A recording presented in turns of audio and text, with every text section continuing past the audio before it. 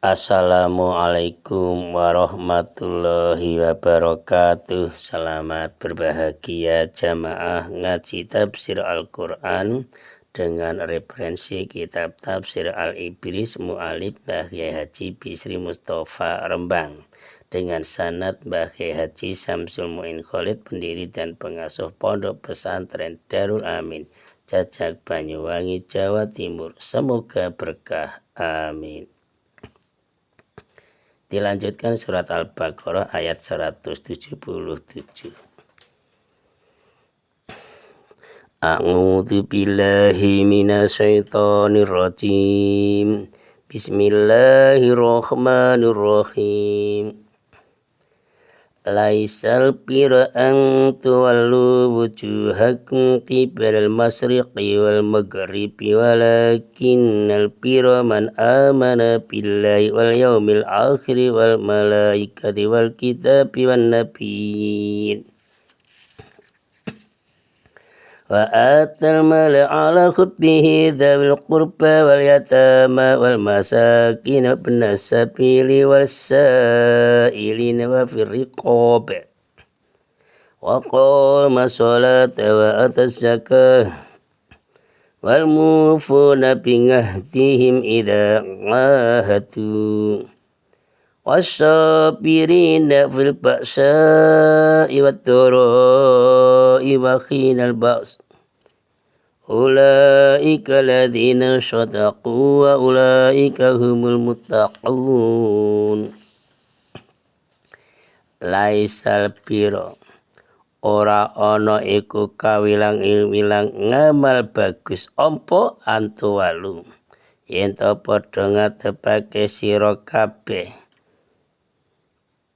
wujuhakum ing pira-pira ratira kabeh wajah kabeh diadepake kibal masrike ing dalem arah wetan wal maghrib lan arah kulon walakinal biro lan tetap ngamal bagus iku man wong amanah kang iman sapa man bilai kelawan Allah Ta'ala wal yaumil akhir lan iman ing dina akhir dina kiamat wal malaikati lan malaikat wal kitab lan iman pira-pira kitab an nabiyina lan pira-pira para nabi wa atalan maringake sapa man al mala ing arta bondo ngala kupi ing atase temene mal dzawil qalbati parengake ing wong kang duweni hubungan sanak rakat hubungan kerabat wal yatama lan pira-pira bocah yatim wal masakin lan pira-pira wong miskin wa benasabil lan anak-anak dalan sabilillah wasailina lan ing pira-pira wong kang dijaluk peminta-minta wa firqabilan ing pira-pira kawula kang bayar cicilan budak krana amprih kemerdekaan ya Allah wa qamalan jumenengake sapa man amanah jumenengake sholata ing salat wa atalan maringake sapa man amanah zakata ing zakat wal mufuna lan wong kang padha nuhani menepati pingatihim kelawan janjine mufun idza ngahadu nalikane padha janjian sapa mufun wasabirin lan wong kang padha sabar fil ba'sa'i ing dalem nalikane ana panca beta kemelaratan musibah wadoro iwalan nalikane loro wa khinal ba'silan nalikane bangete peperangan ulaika utai mengkono man amana iku alatina wong-wong akeh sadaqah padha temen-temen sapa alatina wa ulaika lan utai mengkono man amana hum iya ulaika iku almuttaquna wong-wong kang padha takwa kabeh wedi marang Allah Ta'ala. Keterangan surah Al-Baqarah ayat 177 yaitu dengan tema hakikat kebajikan. Sebagai munasabahnya Semenjak Allah memerintahkan berpindah kiblat dalam sholat dari Baitul Maqdis, dari Baitul Maqdis di Palestina dipindah ke Ka'bah, yaitu di kota Mekah, negara Saudi Arabia, termasuk benua Asia itu di Mekah Al-Mukarramah, terjadilah pertengkaran, terjadilah perdebatan terus menerus antara ahli kitab dan umat Islam. Pertengkaran itu semakin tambah sengit, semakin memuncak sampai ahli kitab mengatakan begini, bahwa orang yang sholat dengan tidak menghadap ke Baitul Maqdis tidak sah sholatnya dan tidak akan diterima oleh Allah.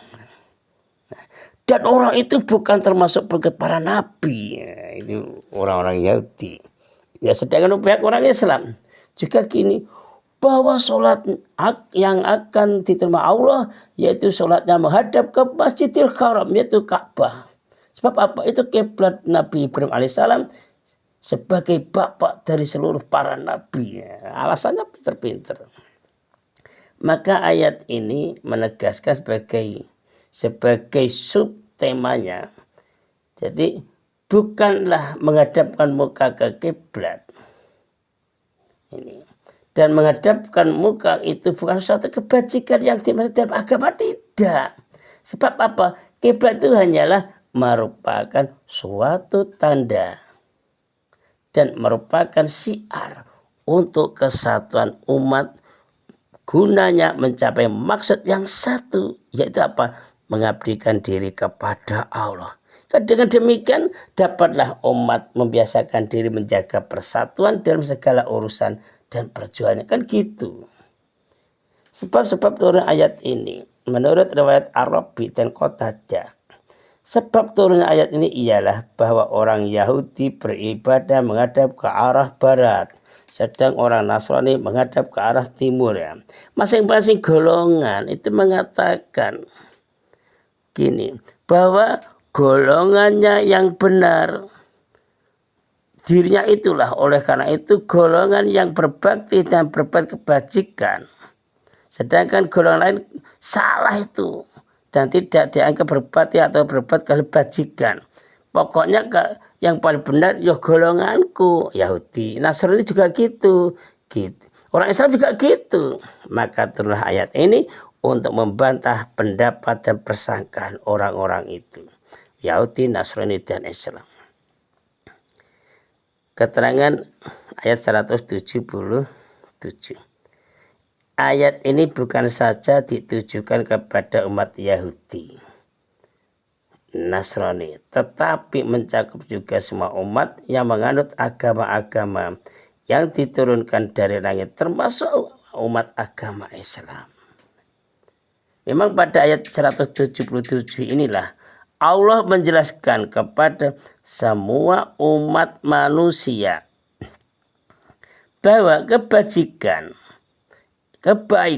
itu bukanlah sekedar menghadapkan muka kepada suatu arah tertentu, tidak. Apakah itu arah ke timur maupun ke arah barat, selatan, utara. Tetapi kebajikan yang sebenarnya ialah beriman kepada Allah dengan sungguh-sungguh.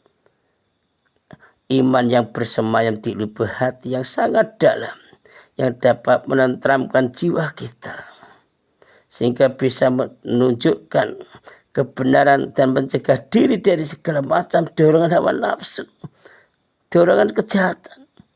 Hati kita merasakan seperti itu. Beriman kepada hari kiamat sebagai tujuan akhir dari kehidupan dunia ini. Akhir setelah ini kita harus hari kiamat. Bapak dunia adalah serba kurang dan fana. Beriman kepada malaikat yang diantara tugasnya menjadi perantara dan pembawa wahyu dari Allah. Contohnya malaikat Jibril, contoh. Jadi perantara wahyu yang disampaikan kepada para nabi dan rasul.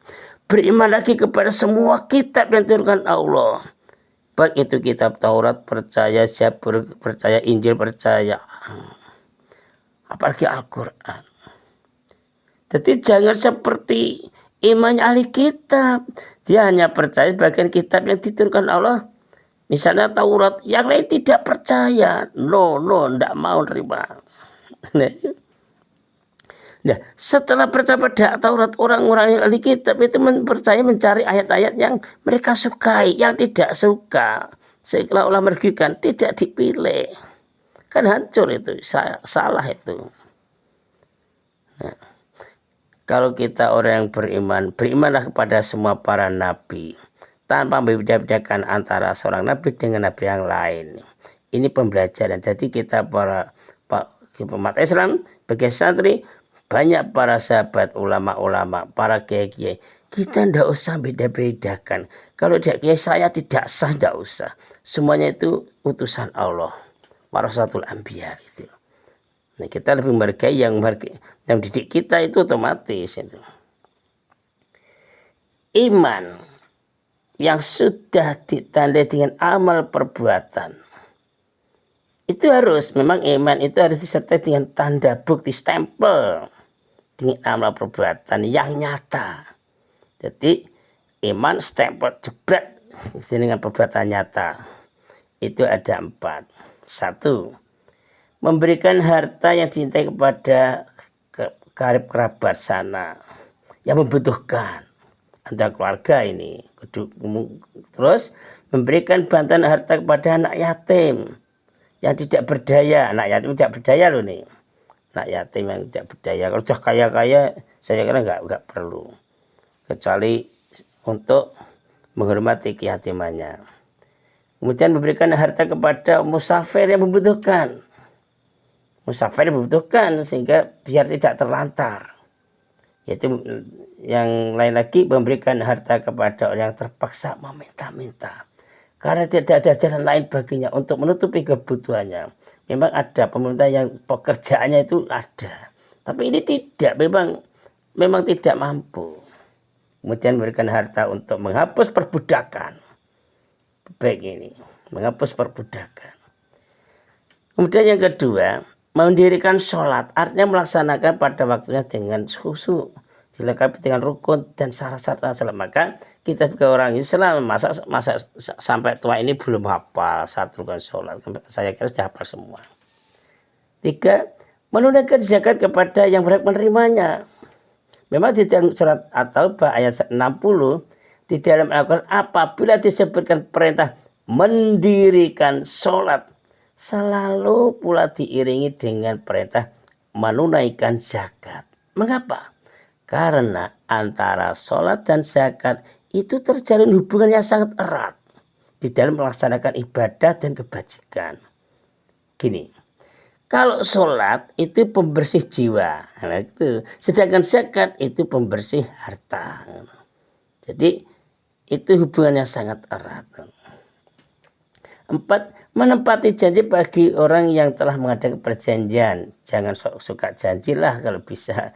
Tapi harus tepat janji. Memang janji itu mudah diucapkan tapi sulit untuk ditepati. Saya sendiri mengalami sering itu. Apalagi masa-masa muda. 5. Sabar dalam arti takbah. Sabar menahan diri dan berjuang dalam mengatasi kesempatan. Yaitu kesulitan-kesulitan hidup, krisis ekonomi, penderitaan, musim paceklik, penyakit, dan macam-macam lah cobaan. Harus sabar. Nah, mereka inilah 5 perbuatan sebagai tanda bukti iman. Inilah orang yang bisa melaksanakan. Kok bisa melaksanakan? Ya orang ini. Orang yang benar-benar dalam arti sesuai dengan sikap, ucapan, dan perbuatannya. Itulah orang-orang yang bertakwa. Kesimpulan 1. Kebajikan bukanlah menghadap ke timur atau ke barat, ke selatan, ke utara. Tidak. Kebajikan adalah iman yang benar kepada Allah, hari akhir, malaikat, kitab-kitab Allah, qada dan qadar, para rasul. Pokoknya rukun iman 6 itu sudah menjadi satu paket yang sudah tertanam dalam lubuk hati kita masing-masing. Walaupun sedikit tapi bisa berkembang terus. Asalkan kita telaten istiqomah untuk ngaji bersama atau beribadah berzikir istiqomah.